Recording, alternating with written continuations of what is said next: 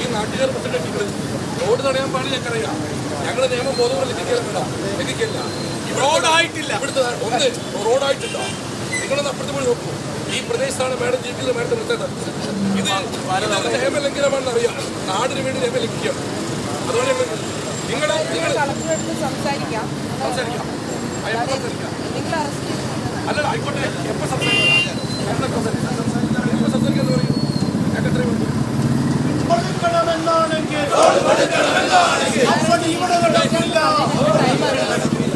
ഈ വിഷയത്തിൽ സാറേ കളക്ടർ മീറ്റിംഗ് വിളിക്കാമെന്ന് പറഞ്ഞിട്ടുണ്ട്. നിങ്ങൾ അറിയിക്കും. നിങ്ങൾ ഒഴിഞ്ഞു പോകണം.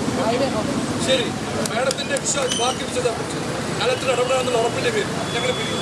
ആരും ബാക്കിലുണ്ടെങ്കിൽ വീണ്ടും സഹായിക്കും. ഓക്കെ, സർവീസ് റോഡിലാണ് പൂർണ്ണമായും സഞ്ചാരിക്കുന്നത്. അതിനുശേഷം ഇന്നലെ സമര പരമ്പരമായി ഇന്നിപ്പോൾ ജുഡീഷ്യൽ പവർ ഓഫീസർ ഈ വിഷയത്തിൽ കലക്ടർ ചർച്ച ചെയ്തിട്ടുണ്ട്.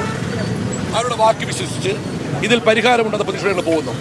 കലക്ടർ യോഗം പ്രതീക്ഷയ്ക്ക് വക നൽകുന്നില്ലെങ്കിൽ, കലക്ടർ യോഗം തീരുമാനമായിട്ടില്ലെങ്കിൽ വീണ്ടും സമരവുമായി കോൺഗ്രസ് വരും.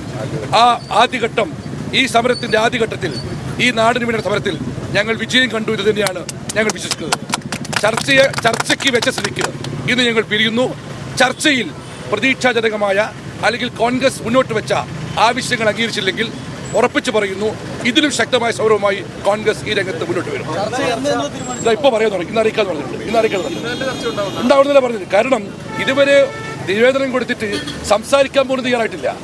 നിരവധി നിവേദനങ്ങൾ കലക്ടർ കൊടുത്തു, ബഹുമാനപ്പെട്ട MP കേന്ദ്രമന്ത്രിക്ക് കൊടുത്തു, നിരവധി എന്നെ ചൗധരി കൊടുത്തു. ഒന്നും തയ്യാറായില്ല. ഇപ്പോൾ സമരം ചെയ്തപ്പോൾ തയ്യാറായത്.